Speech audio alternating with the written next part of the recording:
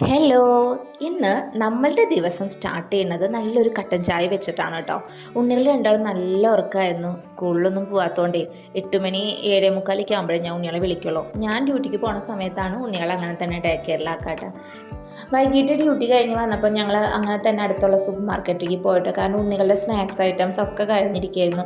Day കെയറിലേക്ക് കൊണ്ടുപോകുമ്പോഴേ അവർക്ക് ഞാനൊരു 4 മണിക്ക് സ്നാക്സ് കഴിക്കാൻ വേണ്ടി എന്തെങ്കിലും ബാഗിലെടുത്ത് വയ്ക്കുന്നുണ്ടോ, ബിസ്ക്കറ്റോ അല്ലെങ്കിൽ എന്തെങ്കിലും ഫ്രൂട്ട്സോ അങ്ങനെ എന്തെങ്കിലും എടുത്ത് വയ്ക്കാറുണ്ട്. അപ്പോൾ അത് കഴിഞ്ഞിരിക്കുകയായിരുന്നു.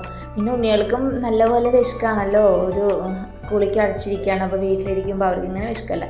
അപ്പോൾ എന്തെങ്കിലും വാങ്ങിച്ച് വെക്കേണ്ട, അവരിങ്ങനെ എടുത്ത് കഴിച്ചോളും. അപ്പോൾ അത് കഴിഞ്ഞിരിക്കുകയായതുകൊണ്ട് ഞങ്ങൾ നേരെ ഡ്യൂട്ടി കഴിഞ്ഞ് നേരെ സൂപ്പർ മാർക്കറ്റ് കണ്ട് അവർക്ക് ഇഷ്ടമുള്ള എന്തെങ്കിലും ചിപ്സും കാര്യങ്ങളൊക്കെ വാങ്ങാൻ വേണ്ടിയിട്ട് വന്നു കേട്ടോ. എന്തു പെട്ടെന്നാണല്ലേ ദിവസങ്ങളും മാസങ്ങളൊക്കെയും കഴിഞ്ഞു പോയത്. ഇനിയിപ്പോൾ അടുത്ത വീക്കോട് കൂടി വെക്കേഷനൊക്കെയും കഴിഞ്ഞ് ഉണ്ണികളുടെ സ്കൂൾ സ്റ്റാർട്ട് ചെയ്യാറായി. കുറേ അസൈൻമെൻറ്റും കാര്യങ്ങളൊക്കെയും ചെയ്യാനുണ്ട്. ഉണ്ണികളെ രണ്ടാളെയും സ്കൂളിലേക്ക് വിട്ടയക്കുമ്പോൾ ഏറ്റവും വലിയ ബുദ്ധിമുട്ടെന്ന് പറയുന്നത് കാലത്ത് ഉണ്ണികളെ രണ്ടാളെ എണിപ്പിക്കാനുള്ളൊരു ബുദ്ധിമുട്ടാണ് കേട്ടോ.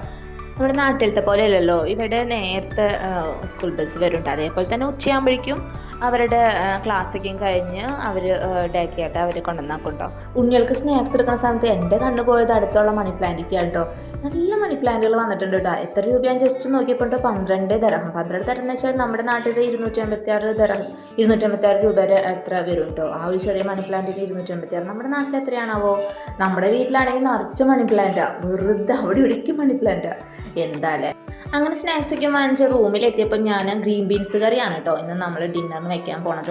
കാലത്ത് ഞാൻ പോകുമ്പോൾ തന്നെ വെള്ളത്തിലിട്ട് പോയിട്ടുണ്ടായിരുന്നു. ഇവിടെ ഞാൻ സാധാരണയായിട്ട് കണ്ടുവരാറുള്ളത് വൈകിട്ട് ഡ്യൂട്ടി കഴിഞ്ഞ് വന്നിട്ട് ഒരു കറി വയ്ക്കും.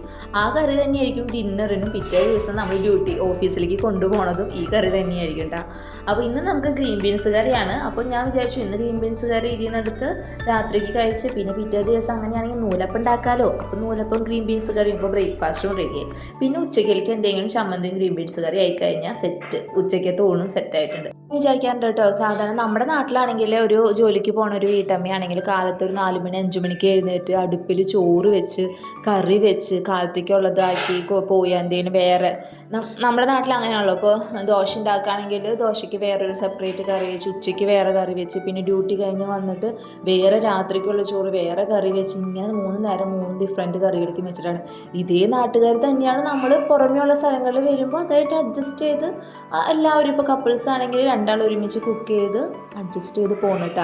അതിൻ്റെ ഇടയിൽ ഉണ്ണികൾക്ക് വിശക്കണമെന്ന് പറഞ്ഞ് നൂഡിൽസ് വേണമെന്ന് പറഞ്ഞപ്പോൾ ഞാൻ കുറച്ച് നൂഡിൽസ് എടുത്തിട്ട് ഉണ്ണികൾക്ക് മാത്രം 2 പേർക്കും കുറച്ച് നൂഡിൽസ് ഉണ്ടാക്കി കൊടുത്തു. അപ്പോൾ അവർ നൂഡിൽസൊക്കെയും കഴിച്ചുകൊണ്ടിരിക്കുകയാണ്. അപ്പോൾ അത്രയേ ഉള്ളൂ ഇന്നത്തെ ദിവസം. ഞങ്ങളുടെ ഈ കൊച്ചു വീഡിയോ ഇഷ്ടമായിട്ടുണ്ടെങ്കിൽ like and subscribe my channel. Thank you.